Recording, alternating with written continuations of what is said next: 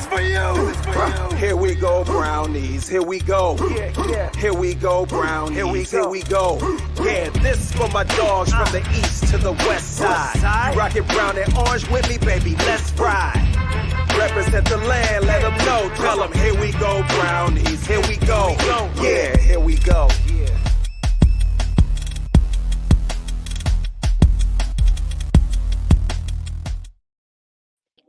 Welcome in, everybody, to another episode of the Here We Go Brownies podcast. I'm Allie Heisong, coming to you live from Las Vegas, Nevada, this time around. And joined with me, as always, out in beautiful Boise, Idaho, we've got Dustin. How's it going? Well, I did a lot of celebrating up till about 4:55 Pacific time. Over the weekend, it was a great time out there. I got to tell you, Browns Nation knows how to travel. Several thousand people showed up for the tailgate. We had a few thousand at least at the party on Saturday. It was great to see our good friend of the program, Eric Metcalf, former Browns legend. Got to spend some time with him and just hang out with a lot of Browns fans. We travel well, Allie. We travel well wherever we go. It just was. And here's the other thing. Full disclosure, it was a good game at least. I will give it that. It was an exciting game. At least I got to watch a really good, entertaining game. So I'll give it that. But I didn't like the end result. And more from where I was sitting, I got to see up close and personal the disaster that happened with 2 minutes left in the football game. So, I will tell you, but I will say this. I will say this, full disclosure. It is a very tough place to play. It is very loud in that place. It is the 12th man. I don't know. I don't think you've ever experienced the 12th man out there. I think, and the fact that Bernie Kosar was the last quarterback to win a football game in that city tells you a lot about how hard it is to win there. But Allie, at the end of the day, it wasn't a AFC opponent, so it didn't hurt as much as a loss to the Colts or an AFC team. But guess what? We got to get back on track this week to Arizona and right the ship and get this right and get to 5-3 this week.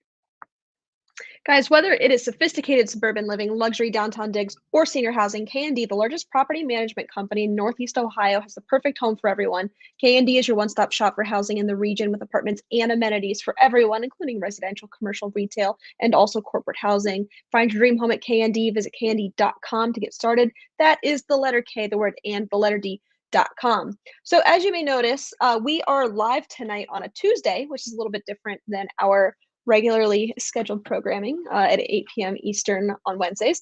That is because I am traveling. I am traveling this week for work, and I am out all week. So we wanted to be sure that we did get some content to you this week because this is such a huge week, right? We have to talk about the loss to Seattle and what that meant. And there was some controversy in that. So I want to bring that up. Obviously, we have to talk about the trade deadline. That happened today. And then we are going to look ahead to the Arizona Cardinals. So there's a lot to talk about. So we wanted to make sure that we did bring you a live show tonight. I do apologize, one, for appearance. I quite literally just got off of the plane and walked into my hotel room moments ago. Second of all, if there is just bad audio or anything like that, the connection is not great here. So just apologies off the top here. This is a little bit different. You sound great. Hey, apologizing in advance. So I just want to thank everybody for your flexibility and joining us tonight on a Tuesday edition of the Here We Go Brownies podcast. Remember, this is a show by the fans for the fans, so be sure to drop a comment. We're going to talk about a lot tonight, so let's get into it. Let's start, Dustin, with the game against the Seattle Seahawks. You were there. You can paint the picture for us. What was it like? Well, I will say this. To start the game, I did not think it was going to go the way it was going to go with the Browns putting 14 points up for the Seahawks. 14-0. I'm like, oh, this is going to be ugly early, and I'm not going to like my experience. The Browns clawed back into it. The defense settled down in the football game and kind of, for a good quarter and a half, played decent, good football.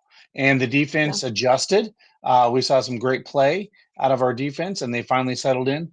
And then it just kind of got to the point where it's like, okay, it's 2017. We got the lead. Everything looks good. Is this really going to happen? And then what everybody's been talking about for the last 48 hours or more is 3rd and 3. Now, I was pissed off. I'll be full disclosure. I was pissed off about the play call.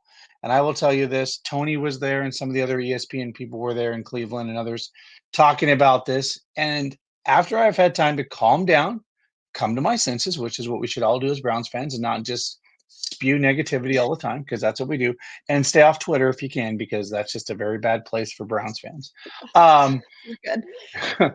But to keep your sanity, I said, okay, look, this quarterback has been in the game for 3 games.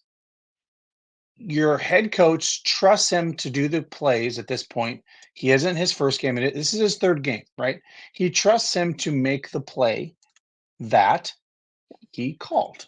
Now, you can go back and look at this. There were people wide open. Yep. The problem is PJ Walker just didn't read the defense, didn't see the open receivers, and made a bad play. Plain and simple. If the Browns get that first down, we probably win this football game, and nobody's saying a damn thing about the 3rd and 3 pass, okay? And oh, by the way, yes, guess what? If Kareem Hunt runs it and we get no yardage, because that's what they're expecting, by the way, I guarantee you the Seattle defense was expecting us to run and then maybe punt. They're still going to get the ball back with 2 minutes left, okay? More than likely. No, that's not to say they weren't going to still drive down the field, right? And at least tie it or possibly win the football game. So there's a lot of ifs, ands, and buts in that situation. So I look at it, look, it was a bad call. I mean, it was not a bad call. It was a bad executed play. And that's all it is. Because I will say this about Stefanski, and I'm not trying to defend him or not, but he called a pretty damn good game up to that point, until that one call that everybody is pointing out. But he actually called a really good game and kept a really good Seattle Seahawks defense at bay for almost 2 quarters. Yeah. He did. He really did. He kept them off balance. We were mixing it up.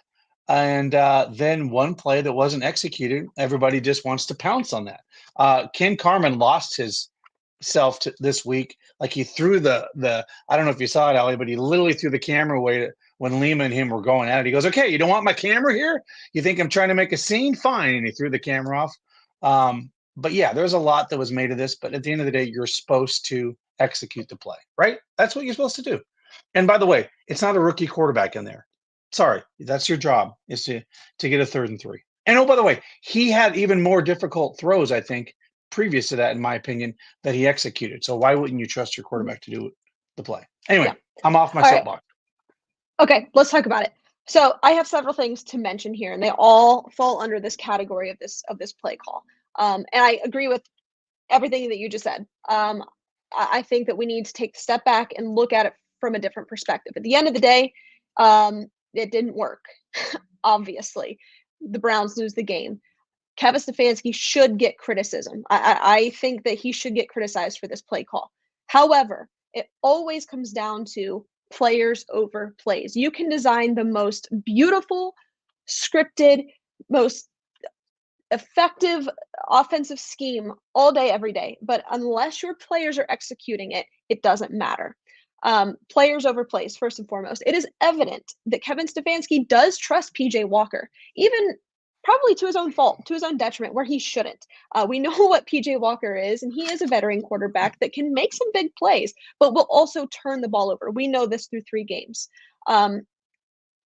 You gotta make that read. I think PJ Walker's another knock on him is he does not go through his reads. He is looking for Amari, and if it's not there, it's game over. Right. He is not looking for anybody else. And honestly, if I'm a defensive coordinator, I'm saying I'm throwing 3 guys on Amari Cooper because PJ Walker can't make his reads to even look at Elijah Moore or the check down. So that's first off. But it is clear that Kevin Stefanski has a lot of trust in his quarterback, which is refreshing to see, right? We haven't always seen that, even though the PJ hasn't been able to execute.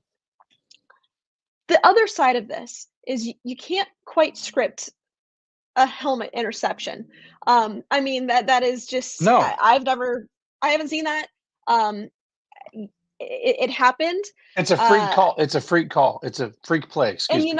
Probably what Kevin Stefanski was thinking with this play call, and I'm not defending it.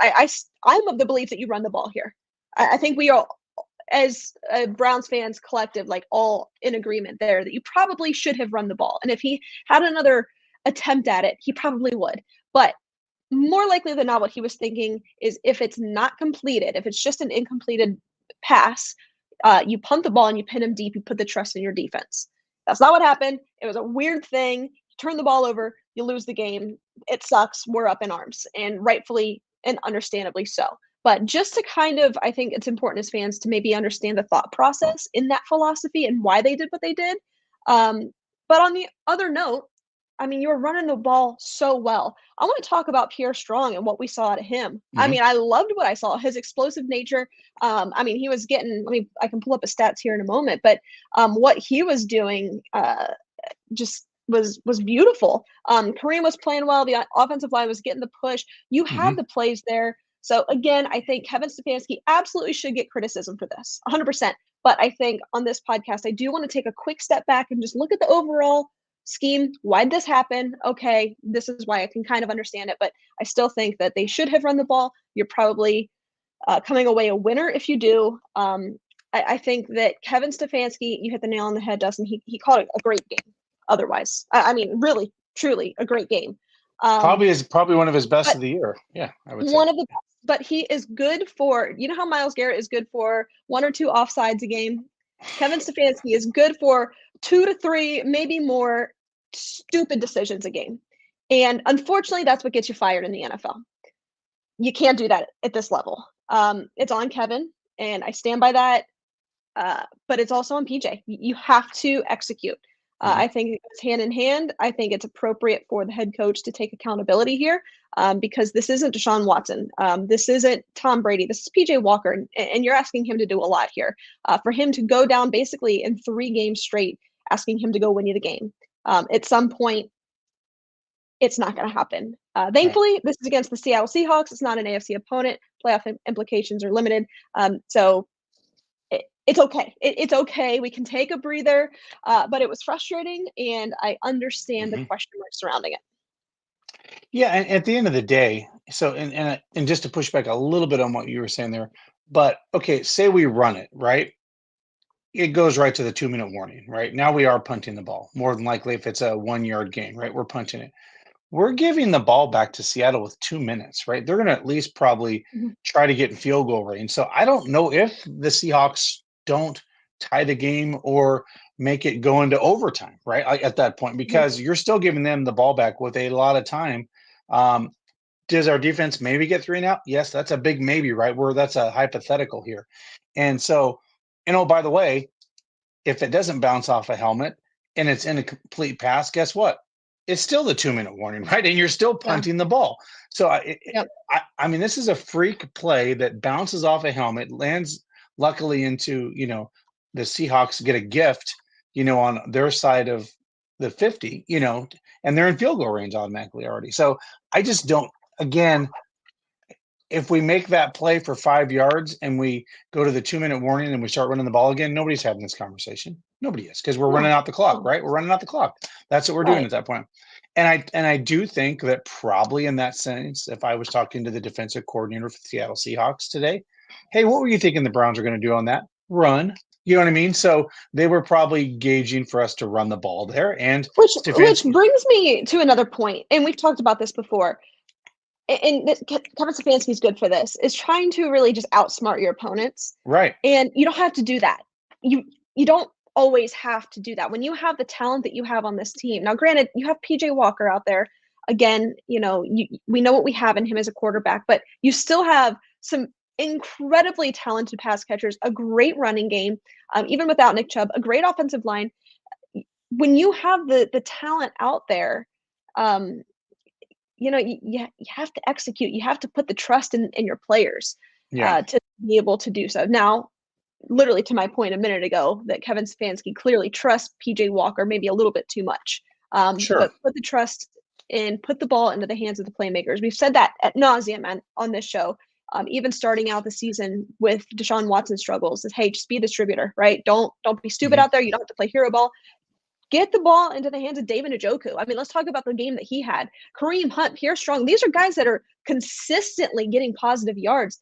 Why don't we just continue that down the stretch? We don't always have to get cute with it necessarily or try to outsmart your opponents. Just out-talent them, outdo them, outwork them, out-physical them. That'll work. And in this game, and there are so many plays you could look at in this game. Like, Pete Carroll not going for a field goal and Emerson getting that interception was great. And then us almost getting a pick six. I mean, that baby was thrown right into your hands for a pick six. That was in front of us. I'm like, oh my gosh, Mhm. that was a gift, right? That Gino almost gave us. So there were so many close things in this game that could have, and that's what it was, right? It came down to just like one or two plays. This game was so close and so tight at times that's how this game uh, was played, right? And I do think the defense had a bounce back game from their Mhm. indie game, and that's why I expect the defense to come a little with a chip on their shoulder this Sunday and really ball out again this Sunday. So I think we're going to see that from this team. But yeah, let's put the Seattle Seahawks game to rest.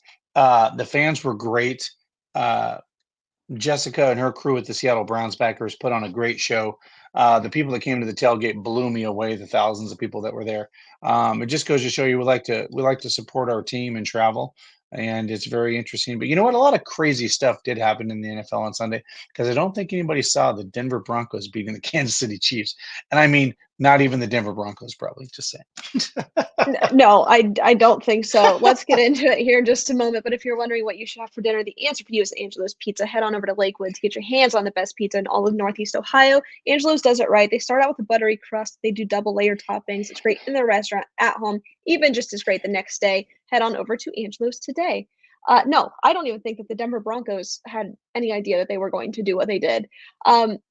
I mean, Kansas City, they just went into it and said, "Yeah, we're done. This is too hard. This is too snowy. Like whatever." And you know what? They're the team. They're the type of team that can afford to have those games, and it just doesn't matter. Doesn't It that doesn't suck? matter They're for like, them. oh, we're just 5-2 now. We're good. Yeah, I know. Yeah, whatever. What do you think about San Francisco 3-game losing streak?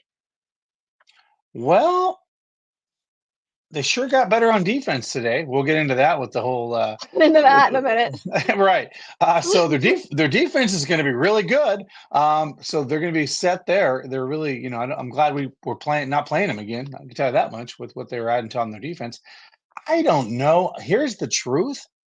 I think a Browns defense got a hold of Purdy. They're kind of in a Okay. slump. The Bengals are coming on fire. I don't like to say it, but I think the Bengals are coming on fire right now. And the Niners got them at a bad time. I think at the end of the day, will the Niners bounce back? Yes, I do. I just think they're just in a little bit of a slump, and good teams get out of slumps. But I think they'll be okay. I think they'll be fine. Yeah. Honestly, that defense, like our own team, is going to carry them to wins and will them to some wins when they don't have a good offensive juggernaut. And I think that's really what the problem is here. Their offense just isn't having a good output like they were the first part of the season, right? Yeah. And because of that, they're not matching a Bengals high powered offense when they put up 30 some points, right? So you're having that problem. It's not the defense, it's more really what the offense is not putting out for the San Francisco 49ers. After a day like that, what do you like to do? You like to kick back with maybe an adult beverage. Dustin, why don't you tell our listeners about Cleveland whiskey? Well, if you haven't had Cleveland whiskey, you've got to get yourself some. And by the way, guys, this weekend, the Cleveland whiskey folks are having their open house for their limited edition barrel that they'll have for that as well. And then, Allie, they're going to have their spiced Christmas whiskey that's going to be out and be released. So make sure you go to that open house this Saturday and enjoy that down there with the folks at Cleveland Whiskey. And if you can't make it down to that, go to your local establishments there in Cleveland and get it, or go to your local liquor stores, or find out where that's at clevelandwhiskey.com. There you go. There you have it. All right, let's get into it. We got a lot to talk about. Let's turn it over to the trade deadline. But before we do that, just a quick word from our friends over at Browns Circle K. fans, get ready for a sizzling sensation that's about to heat up your taste buds. Circle K is bringing you a hot deal this football season. Introducing Circle K's Hot Chicken Wings. And the best part, the price is as hot as the wings themselves. Pick up 6 wings for just $5.99 at your local Circle K today. So what are you waiting for? Gather your friends, your family, and anyone else who craves the ultimate wing experience. Circle K, where every deal is hotter than ever before. Here we go, Brownies. Only at Circle K. Browns fans, get ready for... Oops, sorry about that. Not my normal studio setup. We're a Apologies. live show. We're a live show. Live show. Real quick before we get into it, I have to tell you a funny story. I was on the plane today, and And normally I put the headphones in. I've got a couple Browns podcasts going, and just listen to as much as I can. Except I sat next to this nice gentleman. You know where he was from? Cleveland, Ohio, and a big Browns fan. So going on a business trip. I'm assuming maybe to Vegas. going on a casino trip, and looking to have a little fun while he's here. But it was a lot of fun. It wasn't Felix Wright, was it? Going to no scale. It wasn't. But we talked a lot of Browns, and it was so much fun because I had Wi-Fi, so I'm scrolling Twitter. This is during the trade deadline, so I'm just repeatedly scrolling. And he and I are just going back, like, did they do anything? What's going on? And like, I think most Browns fans, we thought, I know we did, that the Browns would have done more than what they did today. The only transaction that the Browns completed was sending Donovan Peoples-Jones to Detroit. Before we even talk about that trade, I just want to talk about your just kind of a pulse check here on what they did. Are you surprised that they didn't do anything more? Are you upset? What do you think? Well, first and foremost, I did think we were going to bring Jacoby Brissett back just because it made so much sense. I think a lot of people did. It was almost as much as like, well, Nick Chubb's down, you better call Kareem, he's in town, right? Almost that natural of a thing, right? Now, I did hear that the Commanders were asking for a little bit too much for Jacoby Brissett. And I know Andrew Berry is. He doesn't like to overpay in a trade. And if that was the case, he probably said, you know what? I'm not going to see and raise you, right? And it does sound like other teams called them as well for Jacoby, not just the Cleveland Browns. It sounds like there was a handful of teams. And I'm assuming one of those teams were the Minnesota Vikings. And I think they took the cheaper alternative and got Josh Dobbs up there for what, a 6th round? Wasn't that right? Something like a 6th round for Josh Dobbs. So, So the only thing, there, I was like, okay, well, but it also made me think what the tea leaves say. Is Deshaun Watson closer to coming back than we think, right?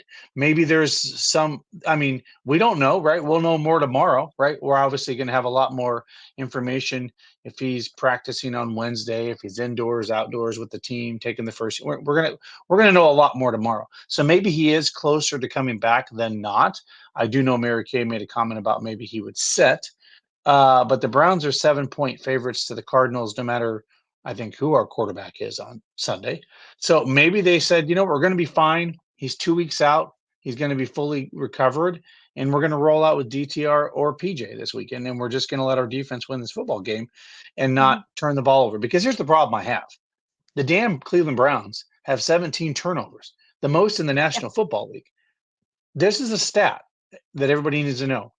If you lose the turnover battle in the National Football League, you lose almost more than 80% of the time. That football team loses. So the fact that we're 4-3, people, is like a miracle that we're even 4-3, having 17. Let me say it again: 17 turnovers. That's a lot. So the fact that we're 4-3, we should be actually lucky that we're 4-3 and not 3-4 or 2-5. To be completely transparent. Well, let's talk about that real quick. Let's talk about San Francisco, Indianapolis, and now we know what happened with Seattle. We obviously lost that game, but I mean, it was with that turnover differential, it was entirely possible and surprising that it didn't happen, that we didn't lose all 3 of those games. When you turn the ball over in the manner that the Browns have, it's got to stop. But I know we all thought Jacoby. We knew that made sense. It did.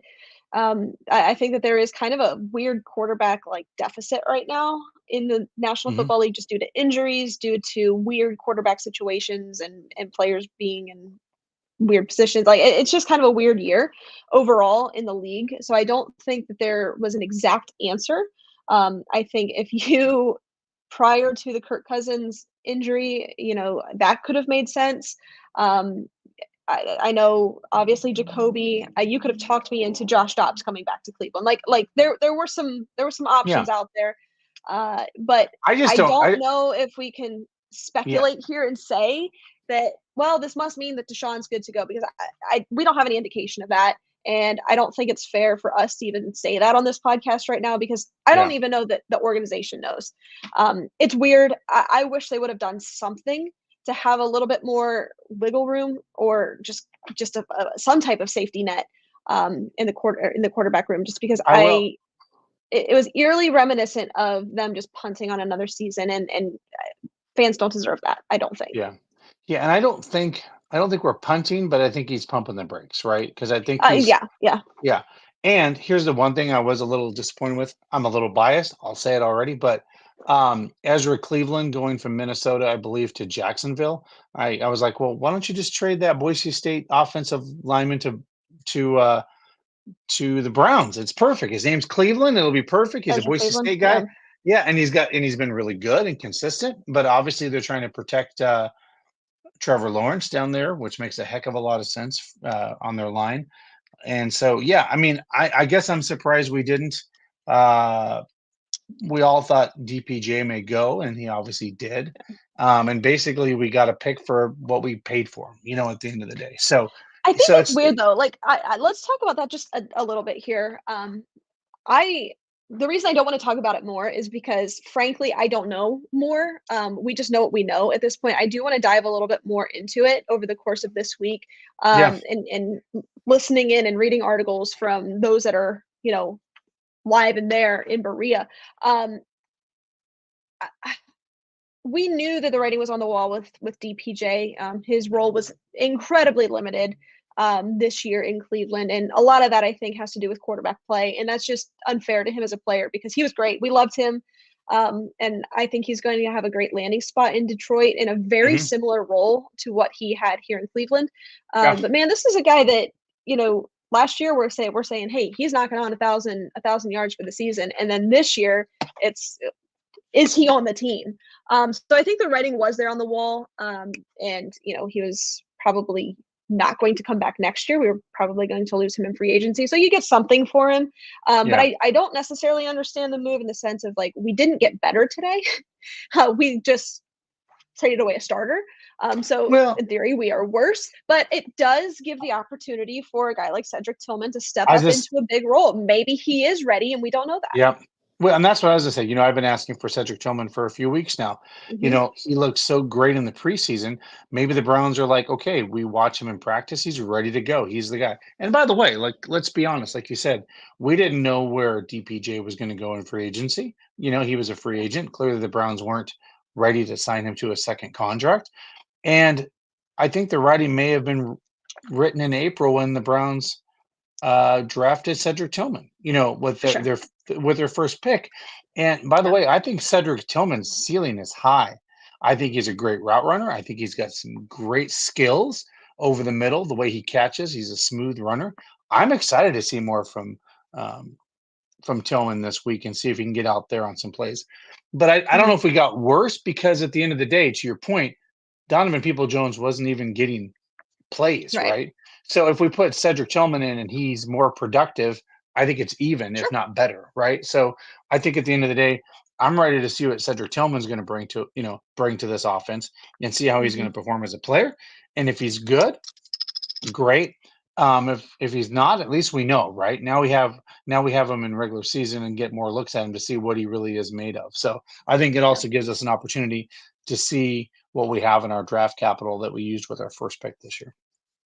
Yeah, I think so. I think you feel okay with Cedric. And it's hard to say because we haven't seen much of him to know other than what we saw this Right. preseason, which was very, very promising. So, you hope that he's ready to go. I'm excited to see him. Next man up.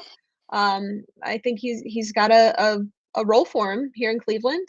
Um, and he provides a little bit of a difference in what Donovan could do, just in terms of athleticism. But Donovan was great. We wish him the best. I think he's going to be successful and probably play a similar role up there in Yeah. Detroit.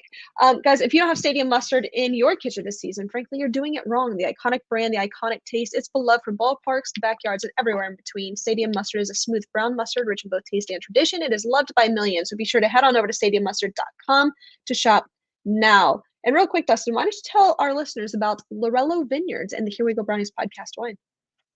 Well, guys, if you haven't tried Lorello's Vineyard or been out to Geneva, go check it out and get some of this Here We Go Brownies wine.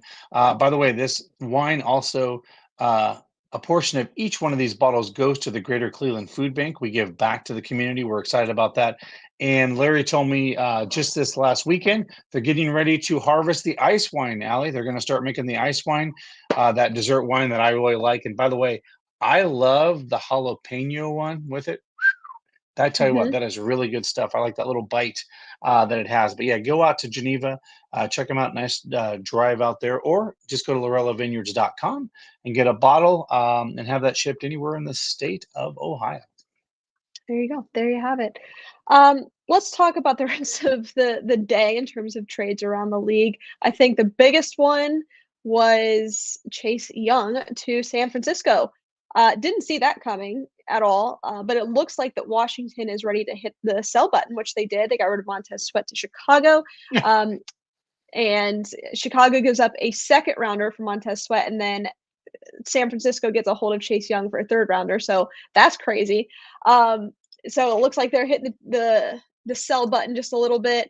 Um, what else do we have here? Josh Dobbs, in recent news here, he is on his way to Minnesota. Are you surprised by this? What do you think Minnesota is going to do? I thought what would have made sense for them is Jameis. Yeah, and real quick, correction, Larry corrected me. It's habanero, not jalapeno one. Oh, all right, there you go. There you have it. uh, no, I'm not surprised. I think Minnesota feels like they're still a playoff team, so I think they're being a little aggressive, like they were today. And here's the thing, Josh Dobbs going there, the rocket scientist, literally that he is. He's smart. He Yes, can yeah. take over that offense. And if they get Jefferson back, they're going to be a somewhat dangerous team and can win the North. I'm just going to put it out there. It's Hmm. not entirely crazy that they couldn't pull that off. So, Yeah. yeah, I think they were trying to make some wheels and deal moves before the deadline to keep themselves in this hunt for, if not the division, a wild card spot. Because the NFC is not great. You know what I mean? Like, I think there's probably a lot of teams that are getting in at 9-8 or 10-7 in Hmm. the NFC. So I think they see themselves still as a playoff team. Yeah. Jags acquire your guy, Ezra Cleveland, down there in Jacksonville from Minnesota. Montez Sweat, as I mentioned, goes to Chicago. Leonard Williams from the Giants now to the Seattle Seahawks. So they're kind of beefing up on their defensive line. Yep. Glad to see that happen after we played them. Look, I think that the San Francisco 49ers are going all in. I think that they're a team, like we just mentioned about Kansas City, that could say, we lost, whatever, we'll turn it around. I think that San Francisco is going to do that. They're going to get pissed off that they just had a 3-game losing streak, and they're going to figure it out. They're going to come out of the bye week healthy, and they just absolutely beefed up their defensive line, which is crazy to think. It should genuinely be illegal that Chase Young and Nick Bosa are on the same defensive line. I say that as an Ohio State fan, because I've seen what that looks like, and it is insane. Yeah. So, look, I think that as Browns fans, I thought that the Browns would do something here, maybe a little splashy. I don't know if that was going to be a receiver, an offensive lineman.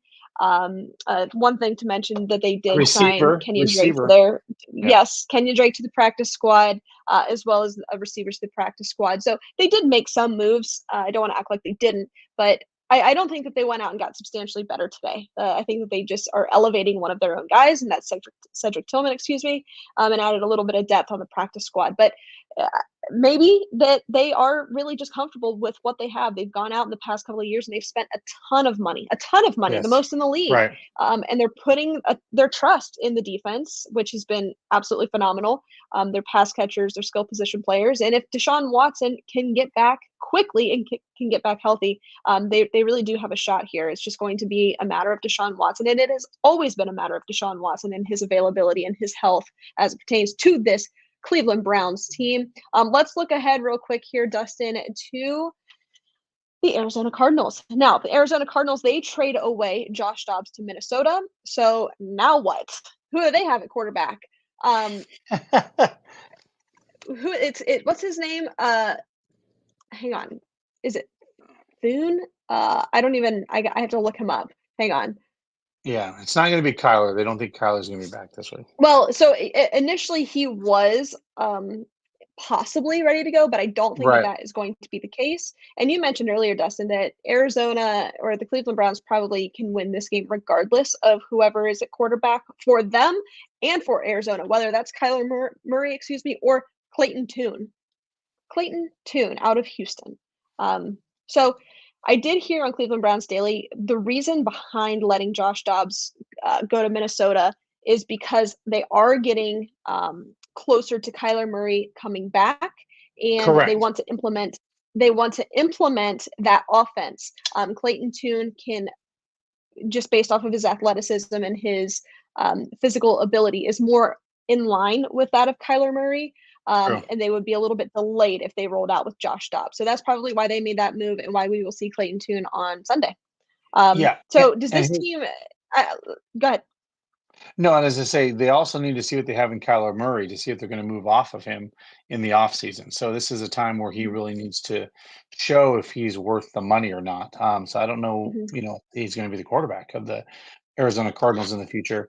So yeah, I think it was a good move for the Cardinals, and I think it was a good move for the Minnesota Vikings because they desperately needed to find a quarterback that's gotten some experience this season behind center, right? They needed to find somebody like Mhm. that. And Josh Dobbs is smart and he has that ability. So no, I Yeah. think Tune will probably be there this weekend. I think the Browns will be very aggressive on defense again this week. So I expect the Yeah. Browns too, who, I mean, even if it was Kyler Murray, or I think they would give that quarterback hell this week. I think these guys are going to come out, really get into this game. If the Browns can get to 5-3, I think they can really get to 6-3, to be honest with you, because Mhm. I think we have the Steelers after that. And I think that's going to be a little revenge for these Cleveland Browns to kind of get back at Pittsburgh a little bit. And if Deshaun's back and healthy, that's a different football team with the way this defense is playing, right? So I don't know. I just think this is one of those where we just need to get this win and move on and get healthy as a football team. But no, it was interesting. I will say this: sitting at the Seahawks game, I was surrounded by Seahawks fans, obviously. And it was funny, like every once in a while, and I chuckled, and the guy looked at me kind of weird because he doesn't understand the Browns. And this one girl looked at me, she goes, "Are the dogs why they're called the Browns?" I'm like, "No, that's the dog pound." So no, but I mean these fans, I mean you got to understand that they don't we don't see them every 10 years probably. So um, but somebody's like, well, they are obviously dedicated to stopping the run today. And I just would laugh because I was like, that was not something you would hear echo from an opponent playing us in the past, that the Browns can Right. stop the run. And it was funny to just hear that. I was like, yeah, we actually finally can stop the run. So it was like, it was interesting. Like last year, we're like, we can't stop the run. Like, right. So it was interesting to see how much this defense has transformed with literally almost the same players, Ali, which is when you think about it, it's crazy um, that this is kind of what we have. So Yeah, no, it is. And just to take a quick look at your opponent, the Arizona Cardinals, this week, one thing to know offensively, it is led by their offensive coordinator, Drew Petzing, formerly with the Cleveland Browns last year, one of the more creative minds that the Browns had. Last year, he goes to Arizona. And look, this is a team that plays tough on both sides of the ball. Offensively, they do have some guys that can make plays. I mean, if you look at their running game, they are out James Conner, but they do have Amari DeMercado, Keontae Ingram. They're not really getting it going. Marquise Brown, we know who he is. He's an athletic guy that can make some big plays. He can get you. So you do have to keep an eye on him. Rondale Moore, he's the speedy guy out of Purdue from a couple of years ago. Tight end Trey McBride, because you have Zach Ertz on the IR, so he had a big game last week. Their offensive line, okay. A name that you will remember, Browns fans, Yelda Froholt, their center for the Arizona Cardinals. He was a plug and play offensive lineman last year for the Cleveland Browns. Defensively, they don't really scare me. A couple of names that stand out: their linebacker, pass rusher, Zaven Collins, mhm. who I thought was really good coming out of the draft. He's kind of hit a little bit of a plateau in his time with Arizona. Uh, Buda Baker, you know that name. So Yep. they do have some guys. This is a team that plays tough. This is a team that can and will beat you. Just ask Dallas. But overall, this is one of the one of the not so great teams in the National Football League, and that's not a knock at them. Obviously, they're hitting some rebuild buttons, but they're a team that plays tough. And just shout out to Jonathan Gannon and his crew. It's got them rocking and rolling. So I think if you can play a clean game, which the Browns really haven't done this season, but put the trust in your defense. Just stop this offense. You'll have no problem. Well, just don't turn the ball. Just don't turn the ball over. Yeah. And whether it's DTR, PJ Walker, or it is Deshaun Watson, doesn't have to be hero ball. We can just stick to your guns. Keep it simple. You'll come away with a win on Sunday. Well, I mean, look at it this way, Allie. The Titans aren't a very good football team, right? The Browns played fundamental football earlier this year against the Tennessee Titans, and we pretty much just owned the game, right? So if you don't turn the ball over and you play fundamental football, your defense and your offense should win you the football game. You're just the better team on the field, right? Like that's what. But when you give your opponents the ball and you lose the turnover battle, you put them in the game. You make them actually now in the game instead of not in a game they probably should be in, right? So that's the problem when you look at the end of the day. It's just the turnover thing just boggles me. It just it drives me insane. So yeah.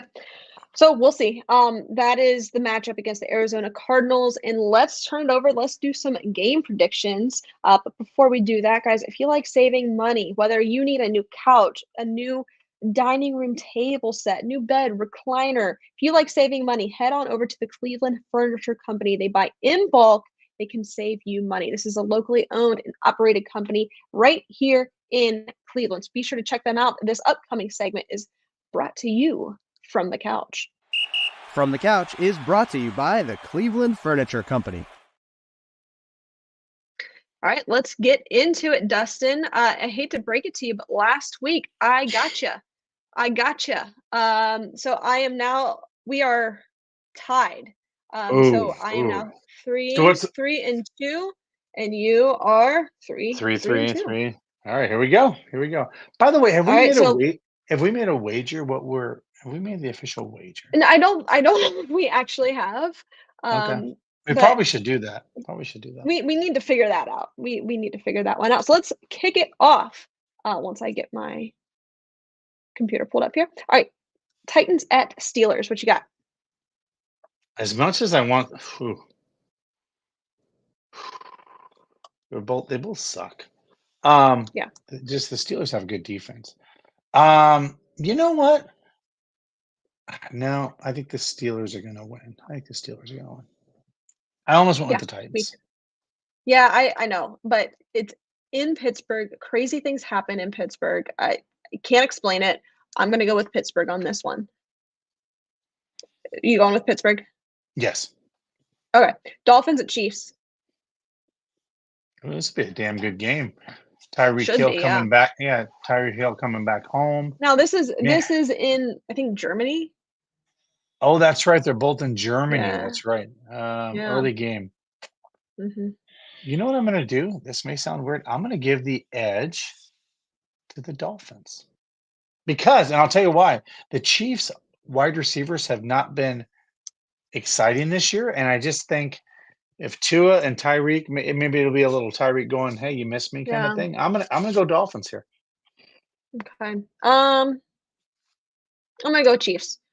Okay. But I see I'm with you, but I get it. I'm just gonna go Chiefs. Vikings at Falcons. Falcons are kind of weird.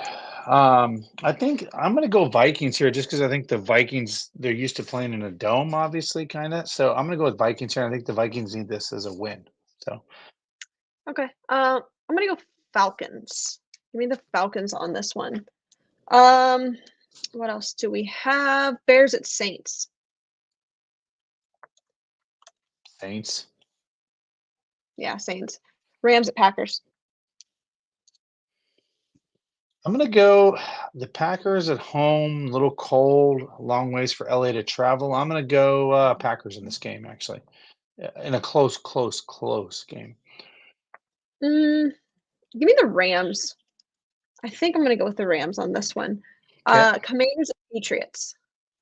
Patriots. I think the Commanders, obviously, they don't have any defense now. So Yeah. I'm gonna go Patriots, and the Patriots kind of need to win this one because I think Okay. it's very weird what's happening in New England. But Yeah. Seattle at Baltimore. well, just because, and this is I'm gonna be biased. Seattle plays good football. I think Seattle is kind of coming into their own. They're playing a little hot right Mhm. now. Baltimore's been playing a little hot, but I'm going to give the upset win of the day to the Seattle Seahawks on the road against the Baltimore Ravens. Oh man. I'm not. I'm gonna go. I'm gonna go Ravens. I think so. Yes, I'm going to do that. Bucks at Texans. Bucks and Texans. Bucks have been in a spiral. CJ's playing good. I'm going Texans at home. Yeah, I think so. Cardinals at Browns. Browns. Browns. Colts at Panthers. Colts. Yeah, Colts are kind Colts. of a sneaky team. Yep. Giants at Raiders. Jesus, that's never mind. Hmm. That's Yep. I know. I know it. Devontae Adams throwing his helmet around. That's a team that's a pile of poop right now. Yeah, Um, they are. I'm gonna go Raiders just because it's at home, right? Mhm. For the Raiders, It's at I'm gonna home. go Yeah, just because it's I, at home. I think I agree with that. I hate this matchup. I think it's terrible. Right, it's Cowboys at garbage. Eagles. Ooh, cow! I think the Eagles are hot. I'm staying on Yep. the hot Eagles. Agreed. Bills at Bengals. This is a good game. Ooh, the Bills at the Bengals. Spicy. Okay, so in the past, the Bengals have had the Bills number, right? That's kind of been the storyline, right? Hmm. So I think this is where the Bills get revenge. I think the Bills win on the road. This is where the Bills come back. I think the Bengals come down to earth a little bit here playing the Bills. Because by the way, Yeah, this is a Bills team that beat the Dolphins. That kind of tells me something. yeah. Like, they got I some. think I agree with you. Yeah, I think the Bengals are a little bit weird this season. Bengals are a little weird this season. Bills are getting hot at the right time. I'm gonna go Bills here. Last but not least, Chargers, Jets. Chargers, Jets. Jets are on fire. Hmm. Chargers are, and is it at the Jets? Is it at the Yeah. Jets? I'm gonna go Jets here. And by the way, um, I don't know if you saw any of this, Allie, but we're miraculously, which blows my mind, the New York Jets are expecting Aaron Rodgers back this season. Let me say that out loud again. This season, they're expecting Aaron Rodgers back, which is Yeah, that's crazy. cra- crazy to think, which means we might have to see him on after Christmas, but just in time, right?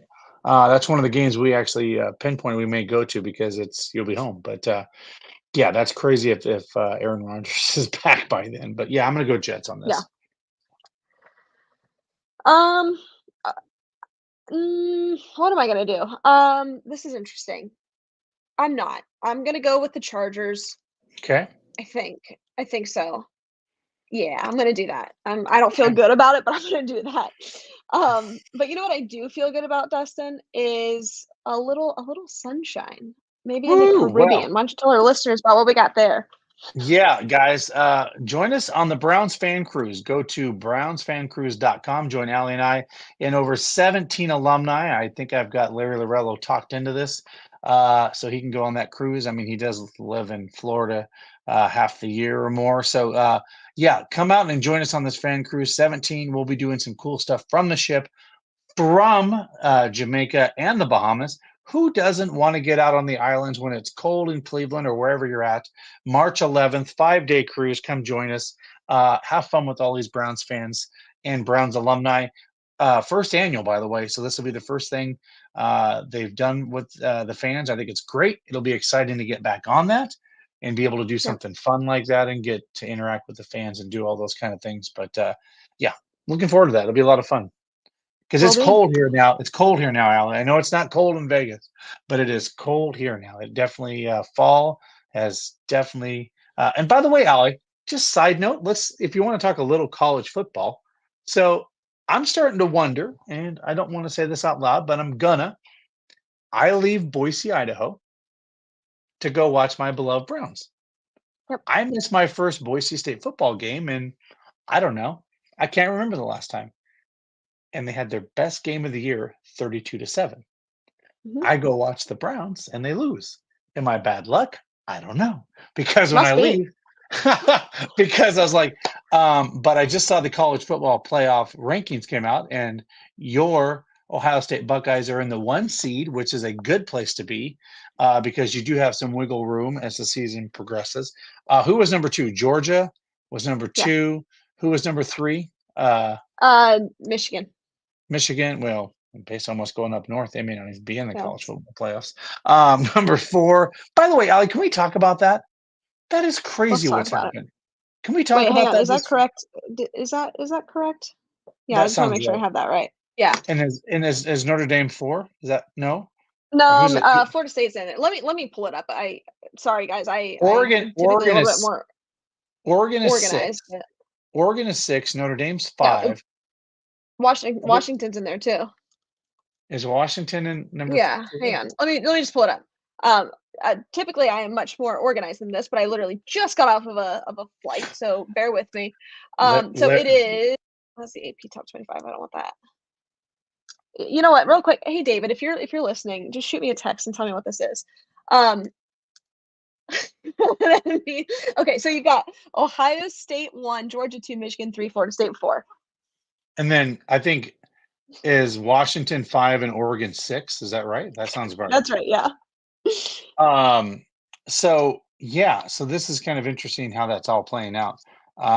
I think it's funny. Larry said, "I told you I should have sat with Paul Brennan instead of you in Seattle." I think that's awesome. Because by the way, we debated who should sit next to who at the game, and that's funny that he says that because Notre Dame is 15. That's what Larry says. Yeah. It's kind of crazy. First kind of official release of the poll for college football. But Allie, what's interesting is we get into the season now, getting back to football. What what do you think? Because I mean, our team is in a weird spot, I guess. Being It 4 is. and 3. If the playoffs were tomorrow, and they're not, we would still be the 7 seed. We were the 6 seed last week. We're the 7 seed. We would be playing the Dolphins, which I don't like that at all. That just scares me. But Allie, we're still in this, right? We're almost halfway through the season. But I think if we can string together a couple wins here and get to 6 and 3, this team is well within the hunt, not only for the division, right? Yeah. But for a playoff spot. I just think, I mean, I'm just going to throw a little bit of debate out there for you. How far do you think this team can go with the defense and no Deshaun versus now I'm going to insert Deshaun healthy Yeah. going forward? Where does this team go with that projectile if you had those two options? What would you see this team doing? Yeah. No, I think that's a great question, actually. So if we were to just go this defense with PJ Walker or Or whoever, DT whether it's or DT, DTR. Yeah. just a non-healthy Deshaun Watson. This is they are lucky to be a playoff team. Right. You might get lucky because you can steal a couple wins here and there, like you did against San Francisco. And Indianapolis. Right. maybe you can just count on some luck throughout the league. But they are either a non-playoff team or very, very lucky to get in with this good of a defense and the current level of offense that we're seeing. So even if you've put DTR in there or PJ Walker, I'm just basing it off of what we have seen. If they continue to turn the ball over at the rate that they are, it's not sustainable in any Right. way. True. So we can't expect them to be a playoff team. Now with a healthy Deshaun Watson and not only a healthy Deshaun Watson, but a good Deshaun Watson, a Deshaun Watson that is playing really good football in this type of defense. I mean, you're looking at a team that can make a deep playoff run if they can get hot at the right time. Right. I think that's the difference. And I'm not certain that I'm going to sit here and say that they're a Super Bowl team because we haven't seen that from Deshaun yet. And Right. I'm not going to say that, but if he can get hot and he can get better, and he can stay healthy, yeah, it's absolutely within the realm of possibilities that that can happen.